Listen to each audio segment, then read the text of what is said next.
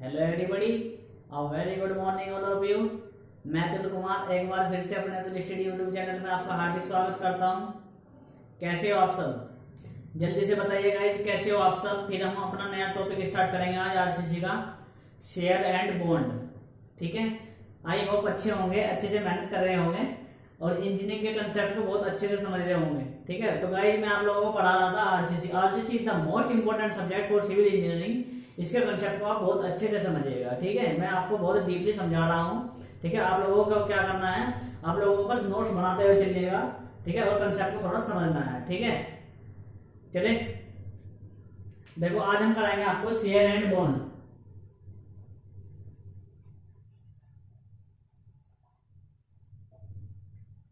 अच्छा, share mean समझते होंगे, शेयर क्या होता है, what is the share? Anybody tell me what is the share? हाँ, शेयर का मतलब होता है काटना एक तरीके से। ठीक है, मतलब कर्तन होता है उसमें। ठीक है, हाँ सही बात है। देखो आईएस कोड क्या कहता है,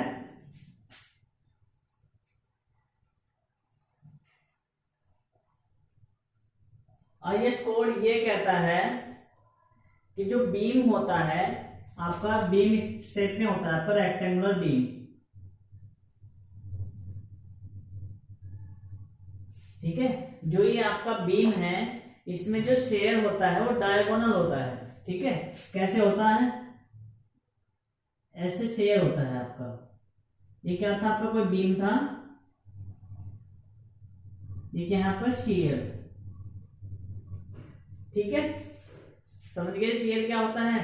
शेयर एक तरीके से डायगोनल शेप में होता है आपका, जिससे बीम के कटने की संभावना रहती है। ठीक है, आगे आता है nominal shear stress. Nominal shear stress, nominal shear stress क्या होता है? देखो, नॉमिनल शेयर स्ट्रेस बोल सकते हैं या फिर एवरेज शेयर स्ट्रेस बोल सकते हैं। एवरेज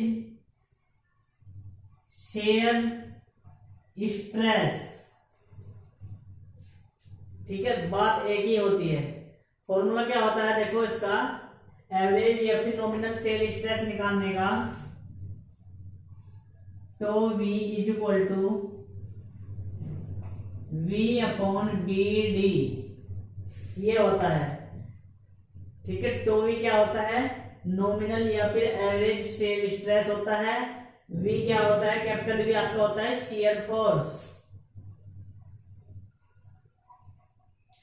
शियर फोर्स, जिस फोर्स पर बीम आपकी शियर होती है, ठीक है, उस फोर्स को क्या बोलते हैं? शियर फोर्स बोलते हैं।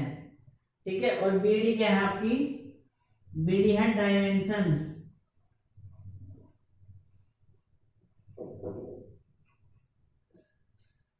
यहां तक का समझ में आया गाइज? यहां तक कोई इशू नहीं है? आगे चले। हाँ देखो, शेयर जो होता है एक लाइन में नहीं होता, इस तरीके से कटती है। देखो बीम, तुम्हें एक लाइन दिख रही होगी, लाइन में नहीं होता। जैसे बीम सेक्शन है और यदि मैं बात करूं कि इस तरीके से बीम आपका कट चुका है, ऐसे संभावना रहती है। आपने देखा भी होगा कुछ स्ट्रक्चर में, इस तरीके से इसको शेयर बोलते हैं। ठीक है, इसको शेयर बोलते हैं। ठीक है, जैसे कि आपने देखा होगा जो चौक होती है, हाँ, जो पॉलीजन बोर्ड पर लिखा जाता है, जिससे यदि आप चौक को ऐसे रोटेट करो, ठीक है, चौक को ऐसे रोटेट करते हैं तो ऐसी शेप में टूटती है ना, यानी कि 45 डिग्री एंगल पर ही टूटती है। चलिए देख लेना तोड़ करके, तो वो शेयर होता है उसमें। उस टाइम पे क्या होता है? शेयर स्ट्रेस डेवलप होता है। ठीक है, जिस लोड पर वो टूटना स्टार्ट हो जाती है उस लोड को शेयर फोर्स बोलते हैं। समझ में आया गाइस? आगे चले।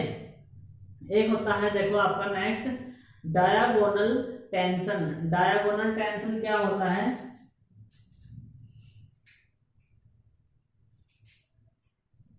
ये साफ कर दूं? ठीक है, इस पे लिखते हैं।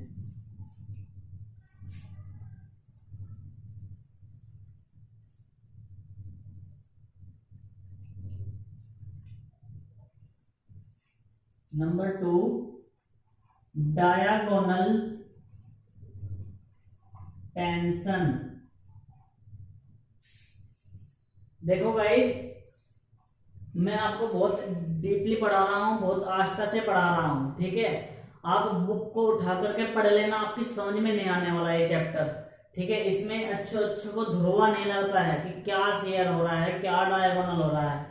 तो गाइज ये लेक्चर आप लोगों के लिए बहुत इंपॉर्टेंट होने वाला है, आप लोगों को बहुत ध्यान से समझना है, ठीक है। बस आपको क्या करना है कि नोट्स बनाते हुए चलना है, जो जो मैं आपको लिखवा रहा हूँ उसको 1 बाय 1 स्टेप बाय स्टेप आपको लिखना है, ठीक है गाइज।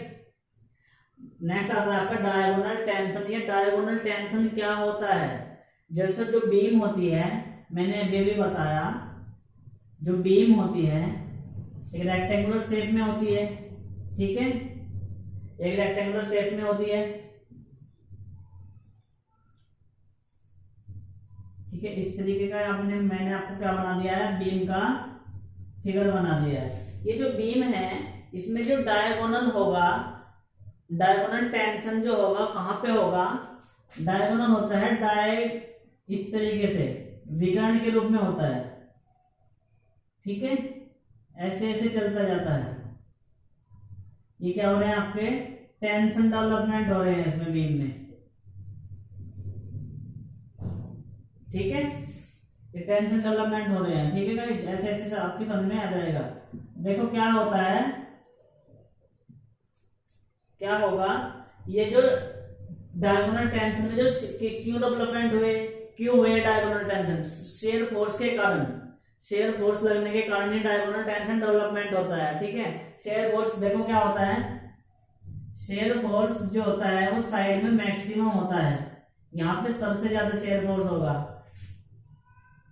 शेयर फोर्स जो मैक्सिमम होता है वो साइड में होता है सबसे ज्यादा, और यहाँ पे क्या होगा आपका मिनिमम शेयर फोर्स, यहाँ पे मिनिमम बीच में क्या होता है, मिनिमम शेयर फोर्स होता है। तो गाइस आपने देखा होगा जो हम स्ट्रिप्स डालते हैं, स्ट्रिप्स पढ़ाऊंगा अभी वैसे मैं, जो हम स्ट्रिप्स डालते हैं, जो बीम बनाते हैं, बीम का डिजाइन करते हैं, तो जो स्ट्रिप्स होते हैं वे हम जो एंड सिरा होता है उस पर ज्यादा स्ट्रिप्स देते हैं, और जैसे जैसे बढ़ते जाते हैं सेंटर में हम कम स्ट्रिप्स देते हैं, ठीक है। क्यों? इसका यही कारण होता है क्योंकि शेयर फोर्स बीच में कम होता है, साइड में शेयर फोर्स ज्यादा होता है, क्योंकि साइड से कटने की संभावना ज्यादा रहती है, क्योंकि लोड बेयरिंग ज्यादा कहाँ पे होती है, कोनों पर होती है, मतलब एज पर होती है, ठीक है। समझ में आया? हाँ, अरे डायगोनल ये होता है जैसे कि ये कोई बीम सेक्शन है, कोई सेक्शन ऐसे ऐसे जाएगी, डायगोनल टेंशन बोलते हैं इसको, डायगोनल टेंशन, ठीक है। यहां तक का क्लियर होगा? आगे चले?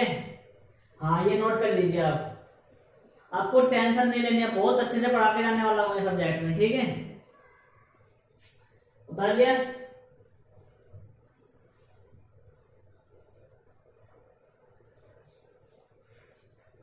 आगे चले, आगे क्या होता है देखो, डायगोनल करेक्ट जो होते हैं, क्यों होते हैं? टेंशन के कारण, है ना। टेंशन होगी तो डायगोनल करेक्ट डेवलपमेंट होगी, ये बात तो क्लियर है, ठीक है।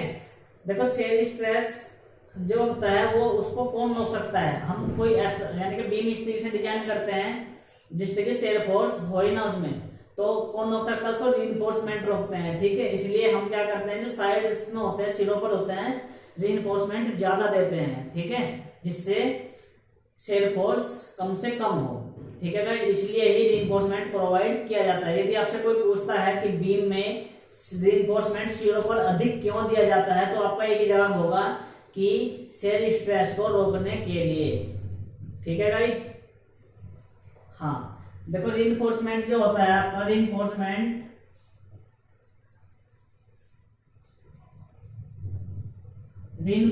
को हम स्ट्रिप्स भी बोलते हैं, क्योंकि स्ट्रिप्स भी जो होते हैं वे रीइंफोर्समेंट के होते हैं, ठीक है। स्ट्रिप्स कितने तरीके के होते हैं? स्ट्रिप्स दो तरीके के होते हैं, वर्टिकल स्ट्रिप्स और bent up strips. Vertical and bent up, ठीक है। वर्टिकल होता है और बेंट अप होता है, ठीक है। देखो वर्टिकल जो होते हैं, यदि मैं वर्टिकल की बात करूं, यदि मैं बात करूं वर्टिकल स्ट्रप्स की, तो वर्टिकल स्ट्रप्स होते हैं आपके 2 लेग, 4 लेग और 8 लेग। ठीक है, 2 लेग हो सकते हैं, 4 लेग हो सकते हैं और 6 लेग हो सकते हैं। ठीक है, देखो ऐसे होता है, इसकी स्ट्रक्चर बना के चलिएगा। यदि आपके समझ में नहीं आ रहा है, ये एक बीम का सेक्शन है, यहाँ पे आपने क्या लिया हुआ है, एक बार लगी हुई है, तो इसका साइन ऐसे बनाते हैं। ये क्या है आपका, ये 2 लेग 1 2, ये 2 लेग स्ट्रप्स हुआ। ठीक है, यदि मैं 4 लेग स्ट्रप्स की बात करूं तो एक सेक्शन और ले लेंगे, ये क्या हुआ 1 2 3 4, ये 4 लेग स्ट्रप्स हुआ। ठीक है, यदि मैं 6 की बात करूं तो एक और ले लेंगे, ये आपका 1 2 3 4 5 6, ये 6 लेग स्ट्रप्स हुआ। ठीक है गाइस, यहाँ तक कोई दिक्कत? बात आती है पेंटअप की। ये पेंटअप स्ट्रप्स क्या होते हैं? देखो गाइस, आपने देखा होगा जो बीम होती है, बीम में जनरली हम वर्टिकल स्ट्रप्स देते हैं। ठीक है, वर्टिकल स्ट्रप्स देते हैं, और वर्टिकल स्ट्रप्स देने के बाद हम क्या करते हैं, पेंटअप स्ट्रप्स इस तरीके से देते हैं। ठीक है, पेंटअप स्ट्रप्स देते हैं, इसको जो मतलब जो पेंटअप होता है उसको क्या बोलते हैं, पेंटअप स्ट्रप्स देते हैं। ठीक है भाई, समझ में आया? समझ में आया पेंटअप स्ट्रप्स? एक नोट करके लिखिएगा आप, हाँ एक लाइन नोट करके लिखिएगा, बहुत इंपॉर्टेंट है ये लाइन।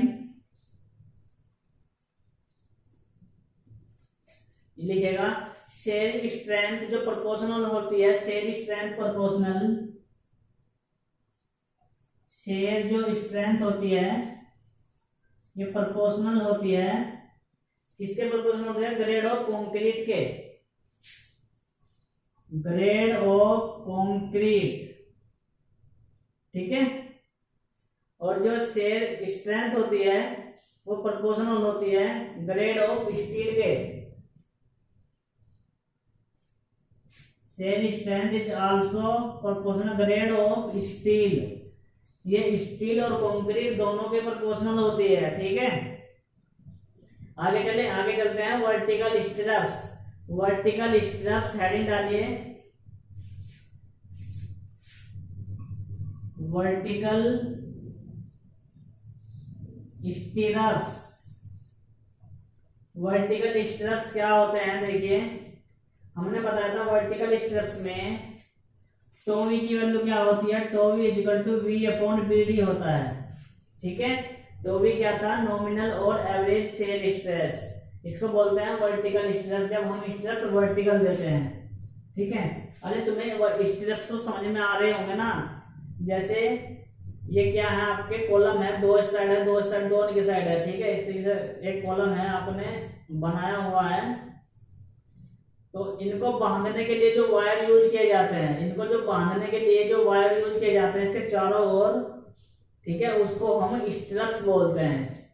ठीक है, और ये वर्टिकल डायरेक्शन में होते हैं तो वर्टिकल स्ट्रप्स बोलते हैं, यदि बेंटअप होते हैं तो इनको बेंटअप स्ट्रप्स बोलते हैं। ठीक है, ये वर्टिकल स्ट्रप्स का फॉर्मूला होता है। बेंटअप स्ट्रप्स की बात करूं, बेंटअप स्ट्रप्स क्या होते हैं, bent up stirrups tau V is equal to V plus, जैसे मैं लिखवा रहा हूं ऐसे लिखिए, tau V is equal to V plus M10 beta upon M10 beta upon BD। ठीक है, इसमें बस एक्स्ट्रा आता है ये वाला टर्म M10 बीटा, जो आपका वर्टिकल स्ट्रप्स होता है उसकी अपेक्षा बस M10 बीटा फालतू आता है। ठीक है, ये क्यों आता है, M क्या है, यहाँ पे मूवमेंट है, और बीटा क्या है, एंगल है। देखो जैसे ये आपका इस तरीके से आपने स्ट्रप्स दिया हुआ है, ठीक है, ये आपने दिया हुआ है, तो ये जो एंगल होगा इसको बीटा बोलते हैं। ठीक है, इसी के कारण ये बेंट अप स्ट्रप्स हो गया ना, बेंट अप देखो बीटा एंगल पर होता है, ठीक है, समझ में आ गया। आगे चले, वर्टिकल स्ट्रप्स और बेंट अप स्ट्रप्स समझ में आ गया।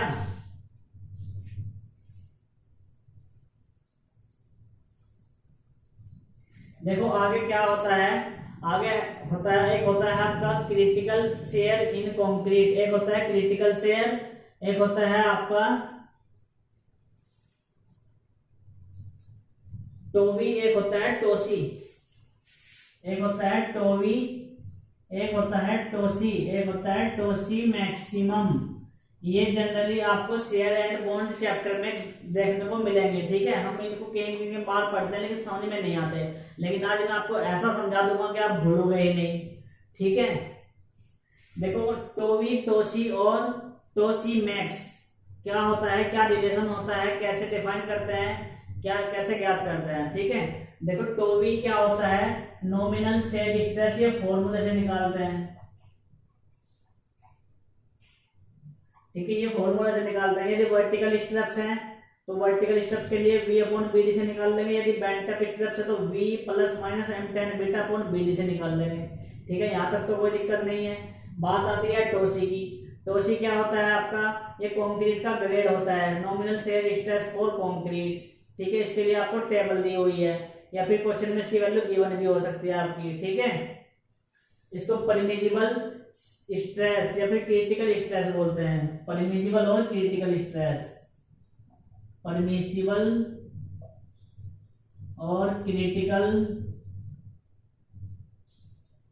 स्ट्रेस, ठीक है, परमिजिबल और क्रिटिकल स्ट्रेस बोलते हैं। टोसी मैक्सिमम क्या है, मैक्सिमम क्रिटिकल स्ट्रेस, ठीक है, मैक्सिमम क्रिटिकल स्ट्रेस होती है, मैक्सिमम क्रिटिकल स्ट्रेस, समझ में आ गया। देखो इनमें रिलेशन क्या होता है, यदि आपकी वैल्यू टो वी की जो वैल्यू है वो अधिक होती है टो सी से, यदि आपकी,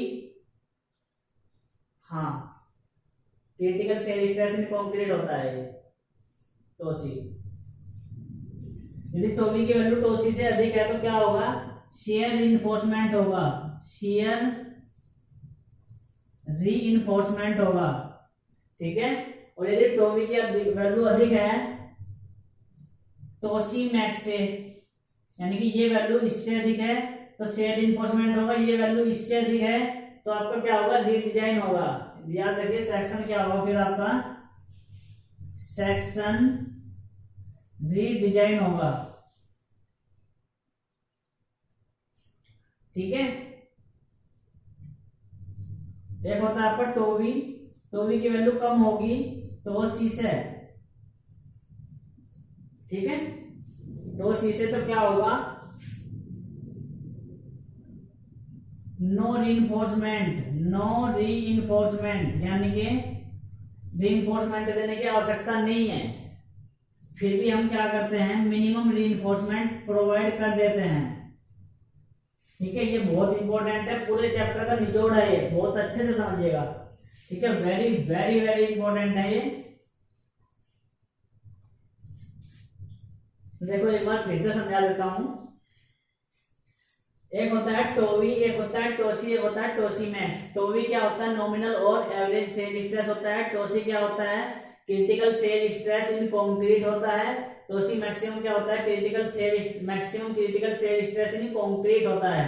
टोवी की वैल्यू यदि अधिक आती है टोसी से तो शेयर रिइंफोर्समेंट होता है, यदि टोवी की वैल्यू टोसी मैक्स से अधिक आती है तो आपका रीडिजाइन हो जाएगा, और यदि टोवी की वैल्यू टोसी से कम आती है तो मिनिमम रिइंफोर्समेंट दे देते हैं। वैसे तो जरूरत नहीं होती लेकिन फिर भी दे देते हैं मिनिमम रिइंफोर्समेंट, ठीक है। यहां तक समझ में आया। अब फॉर्मूला लगा, एक फॉर्मूला लिखा रहा हूं मिनिमम रीइंफोर्समेंट का, कि मिनिमम रीइंफोर्समेंट जब देते हैं तो कितना देते हैं, ठीक है। आगे लिखिएगा, हाँ ये नोट कर लीजिएगा, ये बहुत इंपॉर्टेंट है, ठीक है। आगे लिखिएगा मिनिमम रीइंफोर्समेंट, मिनिमम रीइंफोर्समेंट कितना होता है, ASB अपॉन BSB की वैल्यू अधिक होनी चाहिए या फिर इक्वल टू होनी चाहिए 0.4 0.87 से, ठीक है। ये क्या है फॉर्मूला आपका मिनिमम रीइंफोर्समेंट का है, ठीक है। एएसबी क्या है यहाँ पे, एरिया ऑफ स्टिरप्स है। एएसबी क्या है, एरिया ऑफ स्टिरप्स, और एसबी क्या है, spacing of stirrups, area of stirrups, और ये क्या है एसबी, स्पेसिंग ऑफ स्टिरप्स, ठीक है। समझ में आ गया। आगे चले, देखो यदि स्पेसिंग आपकी कांस्टेंट होती है, कांस्टेंट होती है आपकी, कहीं में कांस्टेंट होगी, वर्टिकल स्ट्रेस में। ये बीम है आपका, ये बीम है, आपने एक स्ट्रेस यहाँ पे प्रोवाइड कर दिया, यहाँ पे सेम डिस्टेंस पे यदि कर रहे हैं तो स्ट्रेस की वैल्यू क्या है, एसबी की वैल्यू आपकी कांस्टेंट है, ठीक है। स्पेसिंग आपकी क्या होगी उस टाइम पर, कांस्टेंट होगी, ठीक है। वर्टिकल स्ट्रेस के केस में स्पेसिंग कांस्टेंट होती है, ठीक है। अब बात आती है कि मैक्सिमम और मिनिमम वैल्यू कितनी होती है, मैक्सिमम और मिनिमम वैल्यू कितनी होती है। देखो दो केस बताए हैं मैंने, एक तो वर्टिकल स्ट्रेस का और एक बेंट अप स्ट्रेस का। बात करते हैं वर्टिकल स्ट्रेस की, वर्टिकल स्ट्रेस की बात करते हैं। मैक्सिमम स्पेसिंग कितनी होती है, मैक्सिमम स्पेसिंग कितनी होती है, 0.75 डी और 300 mm में जो मिनिमम वैल्यू होती है वो आपकी क्या होती है, मैक्सिमम स्पेसिंग होती है किसके लिए, वर्टिकल स्ट्रेस के लिए, ठीक है। और मैक्सिमम स्पेसिंग बेंट अप के लिए क्या होती है, डी और 300 mm में जो मिनिमम वैल्यू होती है वो आपके क्या होगी, मैक्सिमम स्पेसिंग होगी, ठीक है। ये किसका केस था, ये था वर्टिकल का, वर्टिकल स्पेसिंग का केस था, और ये बेंट अप स्पेसिंग का केस है, ठीक है। समझ में आ गया कि वर्टिकल के केस में मैक्सिमम स्पेसिंग कितनी होती है और बेंट अप के केस में वर्टिकल स्पेसिंग कितनी होती है। ये इंपॉर्टेंट होता है, एग्जाम में अक्सर पूछ लिया जाता है, इसलिए आप इसको ध्यान से समझिएगा, ठीक है। आगे चले, एक होता है आपका tau S is equal to V S upon B D, tau S is equal to V S upon B D. ये टो एस क्या होता है और ये वी एस क्या होता है, वी एस होता है नॉमिनल शेयर फोर्स और टो एस होता है nominal shear stress, nominal shear force, और ये होते हैं नॉमिनल शेयर स्ट्रेस, ठीक है। यहां तक समझ में आया। नॉमिनल शेयर स्ट्रेस कैसे निकालते हैं, V S is equal to जितना टोटल स्ट्रेस होगा उसमें से tau C into B D minus कर दोगे। यहाँ पे ध्यान दीजिए, बहुत इंपॉर्टेंट चीज चल रही है गाइस। यदि समझ में नहीं आ रहा है तो आप बोल सकते हैं, ठीक है, कमेंट्स में लिखकर बता सकते हैं। आपको टो सी निकालना होगा, टो एस निकालना होगा। टो एस के लिए फॉर्मूला होता है V S upon B D. V S कैसे निकलेगा, वी एस जितना टोटल फोर्स होगा और आपका जो कंक्रीट का जो सेक्शन होगा कंक्रीट ब्लॉक का, उसके टो सी से मल्टीप्लाई करके उसमें से माइनस करना होगा तो आपको वी एस निकल के आएगा, ठीक है। वी एस निकालते क्यों है, क्योंकि हमें टो एस निकालना है इसलिए वी एस निकालते हैं। वी एस दूसरे तरीके से भी निकाल सकते हैं, स्पेसिंग के टर्म में होता है V S is equal to, ये बहुत इंपॉर्टेंट फॉर्मूला है, sigma S T into A S T into D upon S V, ठीक है। V S is equal to होता है sigma S T A S V into D upon S V. यदि आपके समझ में नहीं आ रहा है, जब मैं न्यूमेरिकल कराऊंगा तब आपको बहुत अच्छे से समझ में आ जाएगा। जस्ट आप फॉर्मूले नोट करते हुए चलिएगा, ठीक है। ये सिग्मा st क्या है, यील्ड स्ट्रेस है, डी क्या है, इफेक्टिव डेप्थ है, और एसवी क्या है, स्पेसिंग है, स्पेसिंग बिटवीन टू स्टिरअप्स, और वीएस क्या है, nominal shear force, nominal shear force है, और ए क्या है आपका, एरिया ऑफ एएसवी यानी कि स्ट्रिप्स का एरिया है। यहां तक समझ में आ गया, यहां तक समझ में आ गया गाइस। क्वेश्चन में आपसे देखो क्या पूछ सकता है, आपको नॉमिनल शेयर स्ट्रेस पूछ सकता है। नॉमिनल शेयर स्ट्रेस के लिए आपको नॉमिनल शेयर फोर्स पता होना चाहिए, उसके डायमेंशन पता होने चाहिए, तो आप आसानी से नॉमिनल शेयर स्ट्रेस बता सकते हो। यदि आपसे नॉमिनल शेयर स्ट्रेस नहीं पूछता है, आपसे पूछता है स्पेसिंग कितनी होगी, तो आपको वीएस निकालना होगा। वीएस के लिए शेयर फोर्स चाहिए होगा, शेयर फोर्स के लिए टॉर्सी की वैल्यू आपको क्वेश्चन में समझ में आ जाएगा, कैसे स्टेप बाय स्टेप इसको सोल्व करेंगे। ठीक है, यहां तक समझ में आया गाइस, यहां तक समझ में आया, नोट कर लीजिए इसको।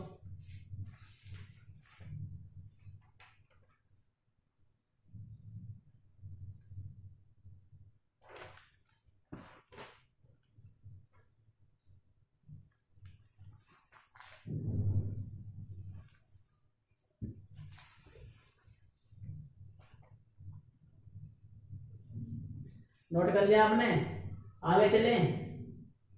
देखो एक छोटी सी लाइन हो रहा है, एक होता है बेंटअप। बेंटअप अगर जो हम बात करें बेंटअप की, in case of bent up, bent up में क्या होगा, नंबर 1 वी बी की वैल्यू जो अधिक होगी V/2, VS/2, ठीक है, VB की जो वैल्यू होगी वो VS/2 से अधिक होनी चाहिए। और नंबर सेकंड आता है VB की जो वैल्यू होगी, VB की जो वैल्यू होगी sigma S into AS into sine alpha, ठीक है। और अल्फा क्या है आपका, दो स्ट्रिप्स के बेंटअप के बीच के, एक तो हॉरिजॉन्टल हो गया और एक बेंटअप हो गया, के बीच का जो एंगल होगा उसको अल्फा बोलते हैं, ठीक है। हाँ, ये होता है यदि VS की वैल्यू 10 लेते हो आप, यदि VS 10 लेते हो, ठीक है, तो VB की जो वैल्यू होनी चाहिए वो कितनी होनी चाहिए, 5 से अधिक होनी चाहिए, यानी कि 6, 7, 8 होनी चाहिए। यदि ये फॉलो नहीं होता तो ये गलत है क्राइटेरिया, ठीक है, इसके लिए चेकिंग किया जाएगा, यानी कि 5 से अधिक होना चाहिए, इसके हाफ से अधिक होनी चाहिए VB की वैल्यू। यहां तक समझ में आया, यहां तक समझ में आया गाइस, आगे चले, आगे चलते हैं।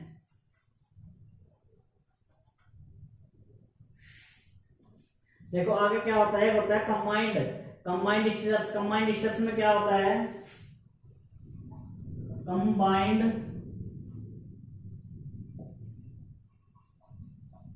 स्टिरप्स। कंबाइंड स्टिरप्स क्या होता है, कंबाइंड स्टिरप्स वो स्टिरप्स होते हैं जिसमें वर्टिकल और बेंटअप दोनों स्टिरप्स होते हैं, दोनों प्रकार के स्टिरप्स होते हैं, वर्टिकल भी और बेंटअप भी,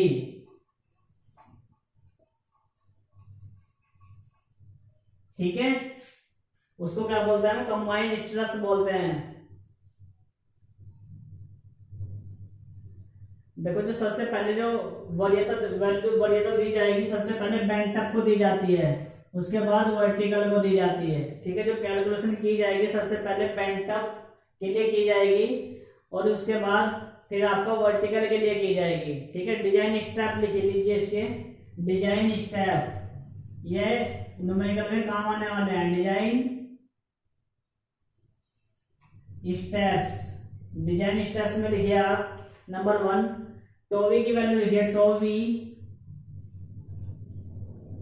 इक्वल टू क्या होगा, V/BD, ठीक है, V/BD होगा। और क्या होगा टोवी V/BD plus minus M tan beta, ठीक है, plus minus M tan beta होगा। और क्या होगा, टोवी की वैल्यू यदि अधिक है, टोवी की वैल्यू अधिक हो सकती है टोसी से, टोवी की वैल्यू अधिक हो सकती है टोसी मैक्स से,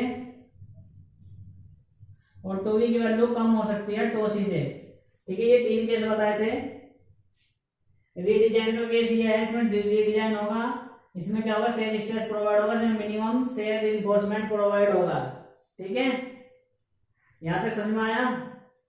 और वीएस का फॉर्मूला लिखवाया आपको, VS is equal to sigma S T into A S V into D upon V S V. ठीक है, ये लिखवाया है। और देखो जो एस वी होगी जनरली कैसे निकालते हैं, एस वी 8 से 12 mm का डायमीटर यूज करते हैं, 12 mm फाई के। ठीक है, इतना लेते हैं, 10 भी ले सकते हैं। 8 से 12 mm का जनरली यूज किया जाता है, इससे ज्यादा यूज भी नहीं किया जाता। ठीक है गाइस, तो समझ में आया। देखो ये जो चैप्टर है थोड़ा इस तरीके का ही है। ठीक है, आप लोगों की समझ में, यदि आप एक बार मतलब ऐसे हवा में इसको पढ़ोगे तो समझ में नहीं आने वाला है। ठीक है, इसको बहुत डीपली पढ़ना है, बहुत इंपॉर्टेंट चैप्टर होता है। फर्स्ट चैप्टर दिक्कत कर लेते हैं, लेकिन सेकंड चैप्टर में इसके उलझ जाते हैं। ठीक है, क्योंकि इसमें बैंटम स्टेप्स वगैरह में कंफ्यूज हो जाता है। आपको एनालाइज करना है, समझना है, कंसेप्ट पे फोकस करना है। ठीक है, और गाइस यदि आप मन में ठान लोगे कि मुझे करना है, मुझे सीखना है, तो आपकी समझ में आ जाएगा कंसेप्ट। यदि आपकी एक बार समझ में आ गया तो आपको कुछ भी भारी नहीं लगने वाला है। ठीक है, और आप लोग क्या करते हैं कि वीडियो को स्किप करके देखते हैं, फिर वैसे भी समझ में नहीं आ पाएगा। ठीक है, तो आपको क्या करना है, वीडियो को जरा भी स्किप नहीं करना है। ठीक है, बहुत ध्यान से देखना है और नोट्स बना के चलना है। ठीक है गाइस, और यदि आपको कोई प्रॉब्लम्स आती हैं तो आप मुझे कमेंट में लिख करके भेज सकते हैं। ठीक है, और गाइस यदि आपने मेरा चैनल अभी तक सब्सक्राइब नहीं किया है तो मेरे चैनल को आप सब्सक्राइब कर लीजिए और बेल आइकन पे भी क्लिक कर लीजिए, जिससे मेरे वीडियो के नए नए अपडेट्स आपके पास सबसे पहले पहुंचे। और वीडियो को लाइक तथा शेयर करना ना भूलें। ठीक है, और पढ़ना स्टार्ट कर दीजिएगा। ठीक है, क्योंकि मैं आप लोगों के साथ हूँ। Okay, thank you.